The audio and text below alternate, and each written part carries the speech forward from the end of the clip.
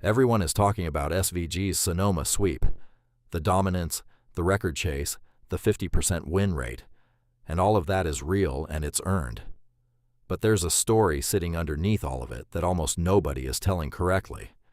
Because earlier this year, Trackhouse Racing had a genuine, verified equipment crisis, not a rumor, not a fabricated claim, a real team-wide problem that a championship-contending veteran driver called out by name on his own podcast that Trackhouse's own crew chiefs admitted to reporters, and that dropped Shane Van Gisbergen to a 36th place finish, 4 laps down, on a track type that matters enormously right now.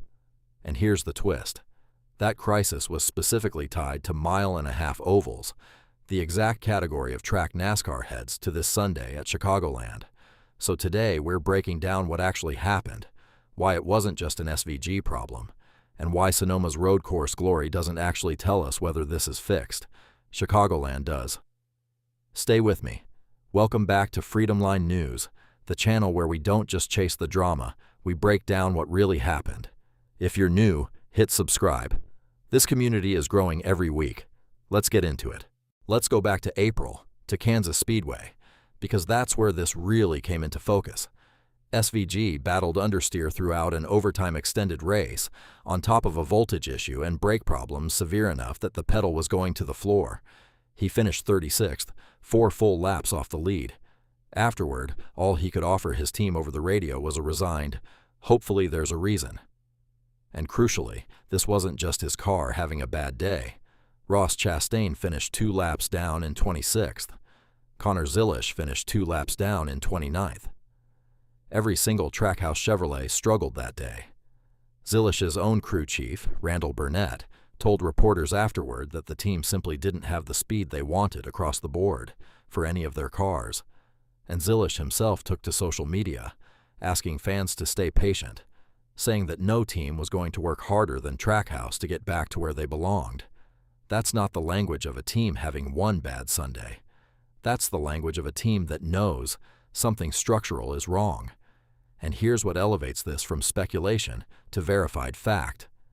Denny Hamlin, a veteran, a title contender, someone with no reason to talk up a rival team's struggles unless they were real, addressed it directly on his own podcast. He pointed out that Chevrolet as a manufacturer had 3 wins by this same point last season, and noticeably fewer this year. He said plainly that something's got to be going on with Chevy. And then he got specific in a way that matters enormously for what comes next in this story. He said the Trackhouse cars were quite a bit better on mile-and-a-half tracks to end last season, that SVG was finishing inside the top 15 on pretty much every intermediate oval. And then he said, the off-season changes, going into this year, made their stuff worse. He was clear that the actual technical change was small, which is what made the scale of the struggles so surprising. His conclusion was fair to Trackhouse. He said they have the resources to figure it out, and that it was just a matter of time. But the diagnosis itself, from a rival driver with real credibility, is about as strong a confirmation as you'll get in this sport that a problem is genuinely real, not manufactured for a headline. So here's the part that most coverage of this story gets wrong. Since Kansas, SVG has gone on to have a phenomenal stretch, capped by that dominant Sonoma sweep. It would be easy to look at that win and assume the equipment crisis is simply over, fixed, done. But that conclusion doesn't actually hold up under scrutiny. Sonoma is a road course. SVG has been the best road course driver in the sport regardless of what the car underneath him is doing. His technique, his car control, his years of supercars muscle memory, all of that transfers to road racing in a way that can mask or override ordinary mechanical shortcomings. Winning at Sonoma tells you SVG is an extraordinary road racer. It tells you almost nothing about whether the specific mile-and-a-half oval problem that Hamlin identified has actually been solved. And that distinction matters enormously right now, because the very next race, this Sunday, is Chicagoland Speedway, a 1.5-mile oval. The exact track type at the center of the crisis. Not a road course where SVG's individual brilliance can paper over a car that isn't quite right. An intermediate oval, precisely the category where Trackhouse's Chevrolets were reportedly worse than they'd been the year before. If the equipment issues are genuinely behind them, Chicagoland is where we'll actually see it. If they're not, this is where it will show up again.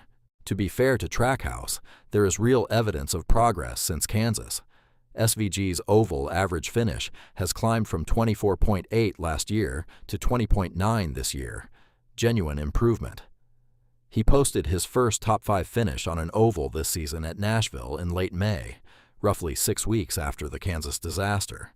That's a meaningful trend in the right direction, but it's also worth being precise about what Nashville actually is. A concrete, egg-shaped short track, not a traditional mile-and-a-half intermediate oval like Kansas or Chicagoland. So even that encouraging sign doesn't fully answer the specific question Hamlin raised. The most honest summary is this. Trackhouse has been trending upward on ovals broadly, but the precise mile-and-a-half category that triggered the crisis hasn't had a clean, decisive test since April. Chicagoland is that test. So here's exactly what to watch for at Chicagoland. Watch SVG's practice and qualifying speed specifically.